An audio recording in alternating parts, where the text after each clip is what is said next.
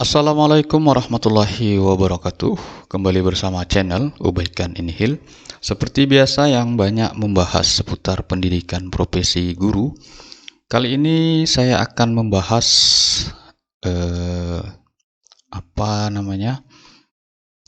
seputar tentang guru juga, yaitu mekanisme pendaftaran atau pendataan guru honorer atau non ASN. Nah, di sini linknya sudah saya simpan, yang aplikasi yang rencana disiapkan oleh BKN. Nah, ini dia Bapak Ibu. Sudah ada video pertama juga saya bahas. Nah, di sini jika dilihat layar utama ini, sebenarnya pendaftaran untuk pembuatan akun kita sudah bisa.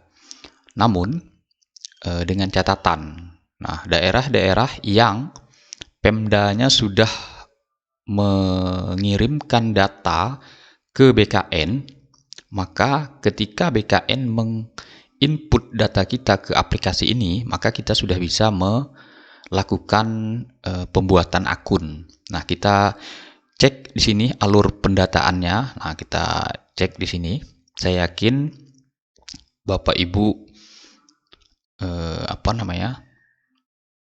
memiliki gadget atau HP.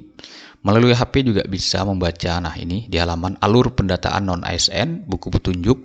Nah, di sini kita baca di slide pertama.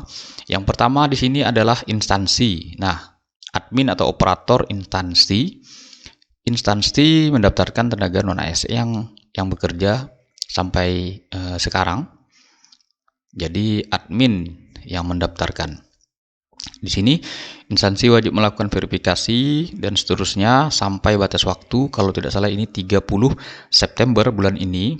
31 September itu finalisasi. Nah, instansi wajib mengunggah SPJM. Jadi semuanya itu data kita diupload oleh instansi. Nah, berarti dalam hal ini jika dilihat dari edaran BKD di tempat saya mengajar, itu nanti akan diupload oleh atau didaftarkan oleh admin Dinas Pendidikan, karena guru di bawah naungan Dinas Pendidikan.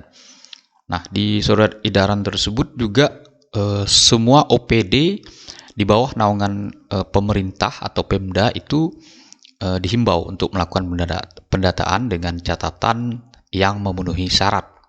Nah, di situ paling minimal adalah 1 tahun. Kalau tidak salah itu disebutkan 31 Desember tahun 2021. Nah, jadi kalau sekarang ya terhitung 1 tahun. Ya, kurang lebih seperti itu. Berbeda daerah, berbeda. Bahkan ada yang mengatakan di tempat saya, Pak, itu hanya THK 2 yang didata. Nah, itu wewenang daerah masing-masing. Nah, karena kita sekarang sifatnya otonomi, Bapak Ibu harus tahu. Jadi provinsi lain tidak bisa mengintervensi daerah lain, termasuk kabupaten kota. Provinsi saya tidak bisa mengintervensi kabupaten kota, Bapak Ibu bisa bayangkan itu. Nah, apalagi provinsi lain. Yang berikutnya ini untuk honorernya.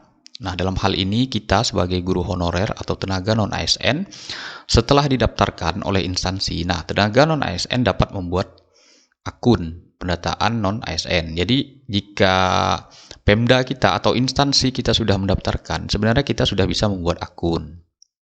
Terus yang berikutnya, lalu melakukan registrasi untuk mendapat memonitor. Nah, mengkonfirmasi dan melengkapi riwayat kerja tenaga non ASN masing-masing.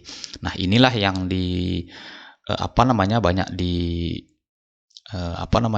buat di channel-channel berkas-berkas yang harus kita siapkan.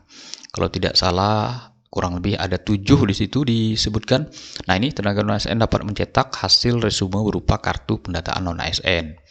Jadi ini sebagai bukti kita sudah terdata, kurang lebih seperti itu.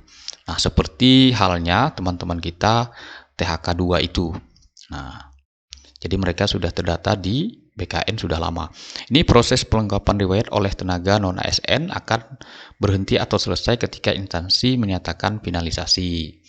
Ini finalisasi kalau tidak salah 31 September, kalau tidak salah di beritanya itu. Nah, berarti tanggal 30. Nah, karena bulan September ada 30. Jadi terakhir itu tanggal 30. Kita cek lagi slide di bawah apakah ada. Nah, ini dia ada dua slide. Yang pertama ini alur user THK dan pegawai non ASN membuat akun. Jadi sini yang pertama kita membuat akun atau mendaftar. Pastikan data Anda sudah didaftarkan oleh admin. Maksudnya di sini admin instansi ya Bapak Ibu. Nah, tentu di mana Bapak Ibu bekerja atau mengabdi. Nah, terus lagi di sini jalurnya pencetakan identitas. Nah, ya. Terus lagi notifikasi data salah atau belum ditambahkan admin. Jadi nanti akan terbaca Bapak Ibu. Saya sudah pernah mencoba ini Bapak Ibu ketika saya mendaftar pada awal-awal dibukanya link atau aplikasi ini atau website ini itu tidak bisa saya lanjutkan karena memang belum didaftarkan oleh admin data kita. Nah, di sini disuruh disiapkan KTP, pas foto. Nah, ini lengkapi data. Terus lagi di sini, nah ini jika sudah siap pembuatan akun, maka kita login. Nah, setelah login di sini isi biodata. Dia yang pertama mendaftar KTP dan foto. Yang seterusnya kita barulah mengisi data. Yang dimaksud adalah berkas-berkas yang harus kita siapkan. Nah, tentu diantaranya di sini adalah ijazah kita, ijazah terakhir. Nah, harus sesuai dengan mapel yang kita ajar sekarang, atau misalnya di struktural barangkali sesuai dengan bidangnya masing-masing. Terus lagi di sini seterusnya Nah, ini melengkapi data riwayat. Di sini ada SK semuanya kalau tidak salah di upload nanti. Nah, ini ijazah. Terus lagi nanti ini bukti pembayaran SK jabatan. Bukti pembayaran bahwa kita adalah honor yang dibiayai melalui APBD atau APBN. Nah, untuk tahun ini itu saja yang berdasarkan surat Menpan RB tanggal 22 Juli tahun 2022. Nah, setelah itu kita view resume, barulah cetak kartu pendataan. Nah, ini sebagai bukti bahwa kita sudah terdata. Jadi Bapak Ibu jangan sampai tidak mencetak.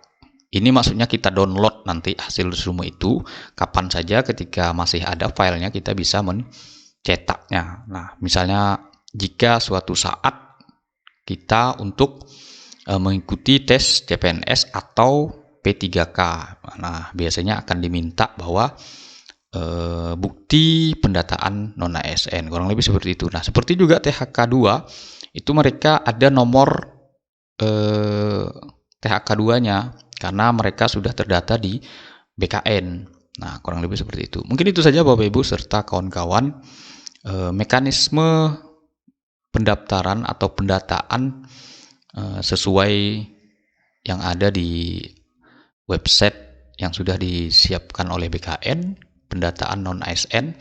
Semoga kita tidak ada masalah data, sehingga bisa kita manfaatkan barangkali apakah mau mengikuti jika memenuhi syarat CPNS atau P3K. Jangan lupa Bapak Ibu subscribe, like, and share, berikan komentar barangkali jika ada ingin ditanyakan. Demikian saya akhiri. Wassalamualaikum warahmatullahi wabarakatuh.